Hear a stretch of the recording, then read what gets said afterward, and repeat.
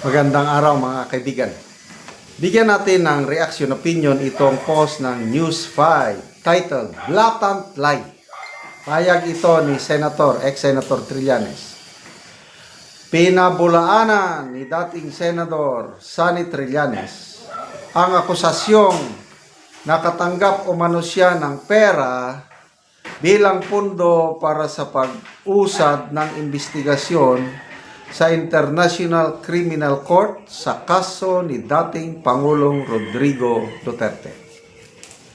Itinuturing ito ni Trillanes bilang pagtatangkang sirain ang patuloy na ICC proceedings. Balak ng dating senador na maghain ng reklamo laban sa mga nagpapakalat nito. This is not new to me. I will not be distracted. Hahabulin ko kayo. So itong hahabulin, does it mean na kakasuhan niya itong 18 Marines?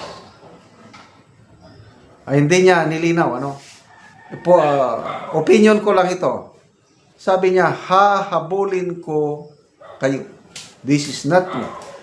So, abangan natin. Sabi ng mga Marines, nagpapalit sila. Parang 2 maleta puno ng Philippine peso, nagkakalaga ng 50 million plus ang isa. In-exchange nila ng dollars. So, umabot ng 2 million US dollars. So, ito, binigay ng mga Marines, allegedly, di umano, kay ex-Senator Trillanes, ginastos yan para sa mga ICC investigators na dumating dito sa ating bansa noong December of 2023. So sabi ni Trillanes, sinungaling yan. So bahala na ang taong bayan kung kanino tayo mas maniwala, pahayag ng mga Marines o itong si Trillanes. Ito, connecting the dots. Sabi ni Sasasot, yes, this is it. The testimony of the 18 Marines plus Saldico regarding ICC investigators being paid by Philippine politicians is perfect. This is the unraveling of the ICC. Yan na nga, dugtong-dugtong na eh. So yung mga sinasabi ni unang nagsabi unahin natin, Orly Gutesa. No, nag-iisa lang siya, no? So binabaliwala siya. Kini-question ang kanyang credibility. Ang Blue Ribbon Committee Chairman, imbes na purso delete, wala. Pinapa-imbestigan pa nga niya ang background ni Gutesa noon. Doon ako nawalan ng gana kay Senator Lacson nung hindi niya binigyan ng pansin yung mga pahayag ni Master Sergeant Orly Gutesa. Ano ngayon? Nung nagsalita si Saldico, pinatotohanan niya yung sinasabi ni Gutesa. So, 2 na sila.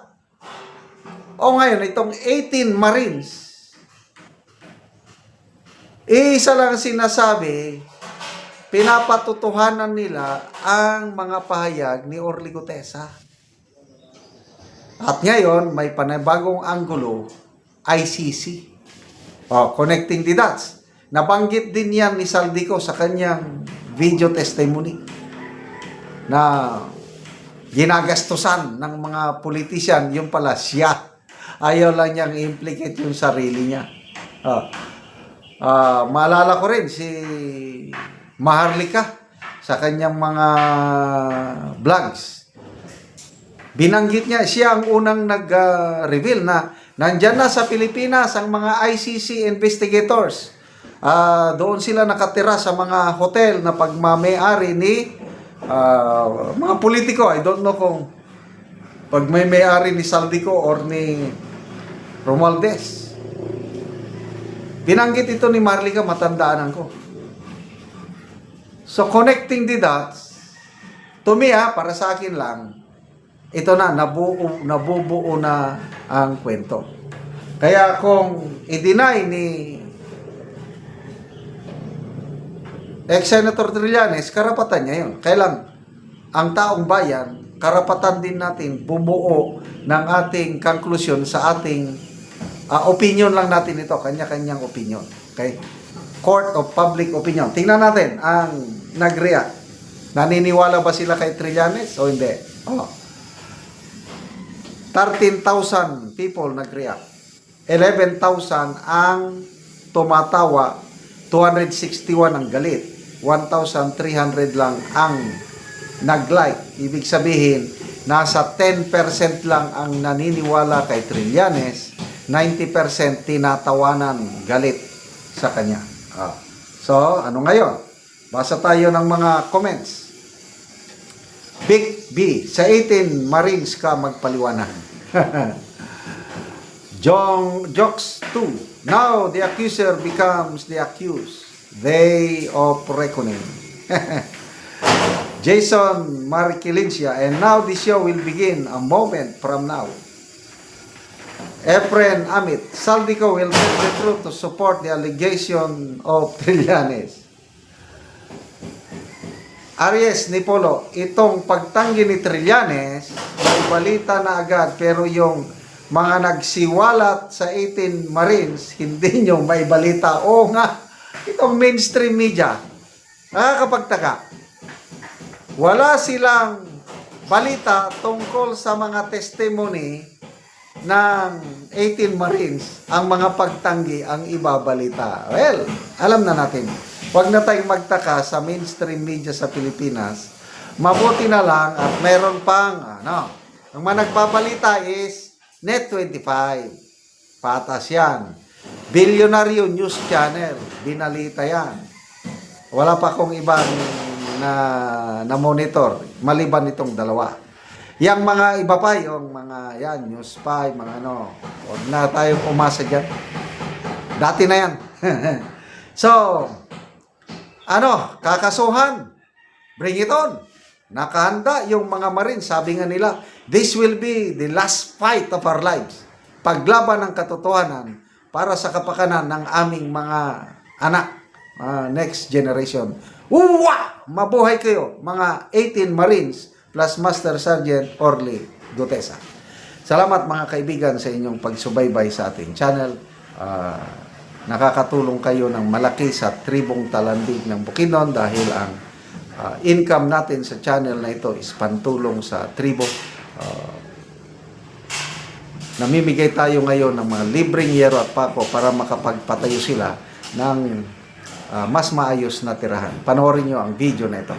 Kung ang natagaan og sin. Salamat sa gitagaan ni among ato.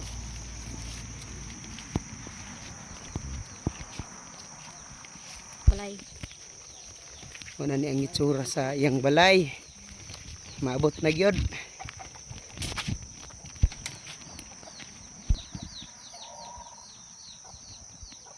Ug karon mo na ni ang itsura sa atop ni angkol sa tagaan na Mugiro. So iyero niya gibutangan lang og mga silupin ug apan ang silupin na ay tubig tungod kay katuluan naman ug ang diri kuan lang gyud trapal lang ang ilang atop.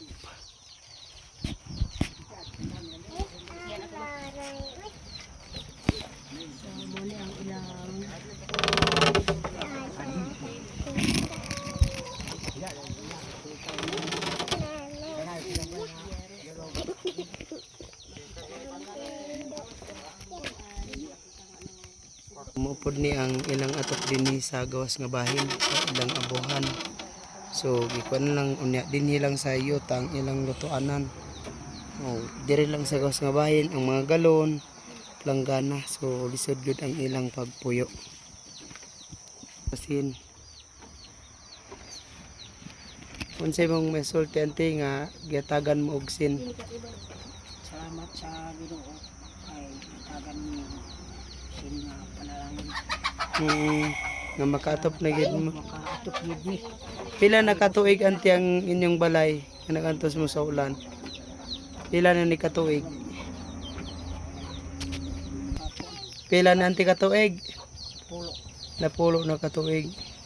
So lisod gid ante ang inyong kayimtang ba? Oo.